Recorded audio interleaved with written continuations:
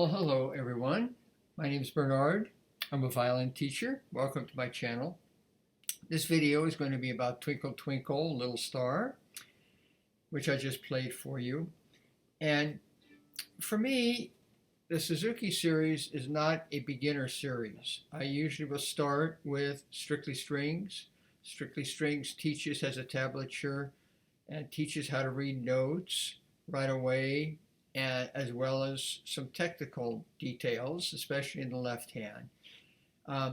By the end of the two books, my normal pattern, if the students have gone that far, is to have them run through the first three books of Suzuki.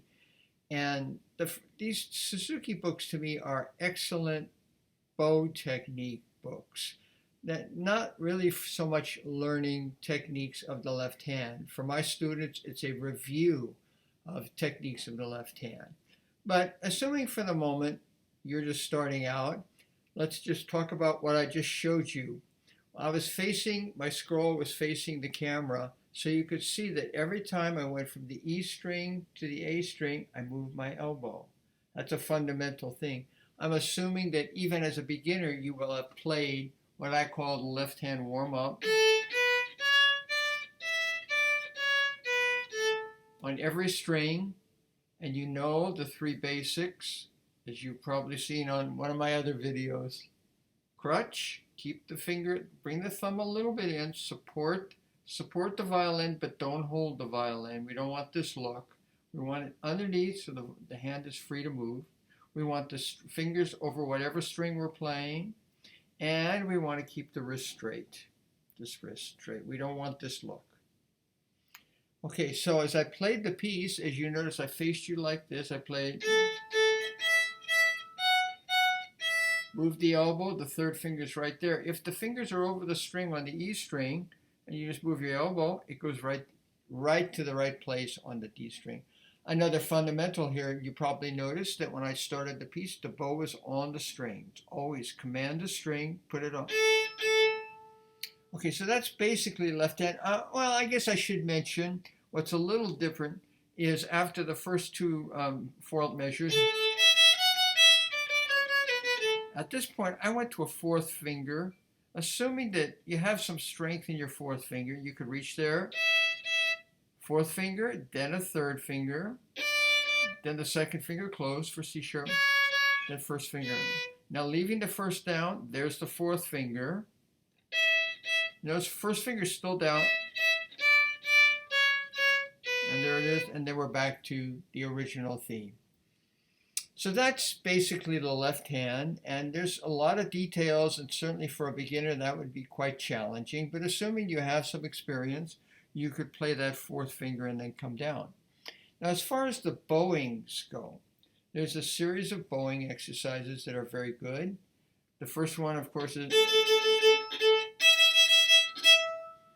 and the first four notes sixteenths are grande attaché, and then we have staccato. And the difficulty with staccato is not the very first bite where we bite, it's stopping the bow after the first bite. A lot of students have no problems doing this. They can do that, but to stop the bow, that's the difficulty. So this first exercise,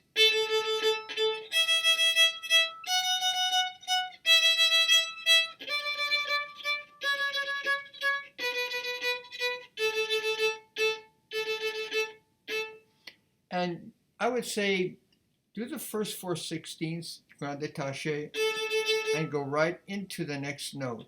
Don't stop before the next note. Right? And then, of course, as you practice the exercise, you can go all the way through it. Then variation B is eighth note staccato.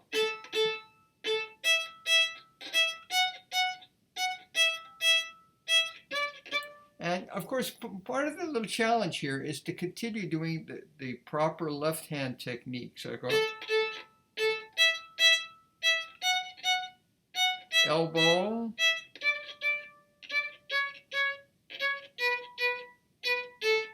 if you want the four, okay, variation C,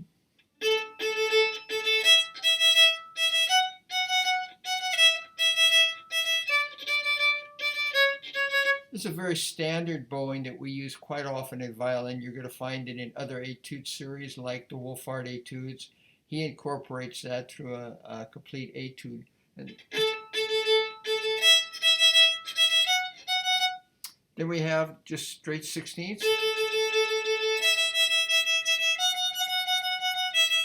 Elbow. There's other variations that can be also played, like for example triplets.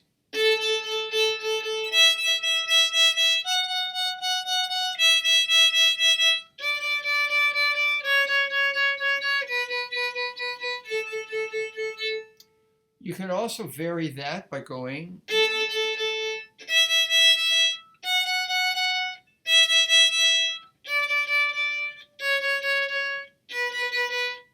and the other.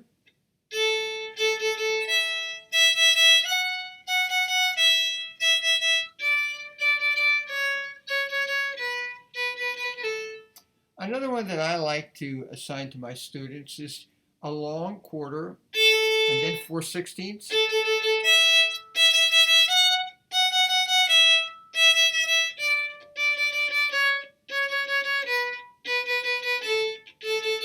You can also do 4/16 and a quarter.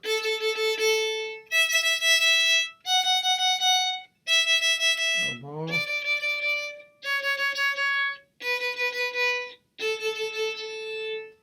So all of these variations are very, very valuable. Just getting comfortable with the bow on the string and going across two strings. Another possible variation, if you'd like to do that, you could play it, let's say, on other strings. You could play it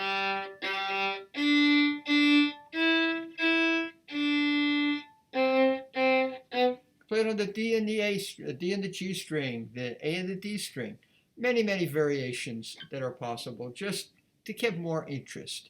It's a very nice little piece, and it has a lot of different little things to develop both sides of our brain, right? The left hand always doing this action and then doing the different bowings at the same time as doing this left hand action. Okay, well, I hope this is helpful for you to appreciate and enjoy playing Twinkle Twinkle Little Star. And we'll look forward to seeing you on the next video.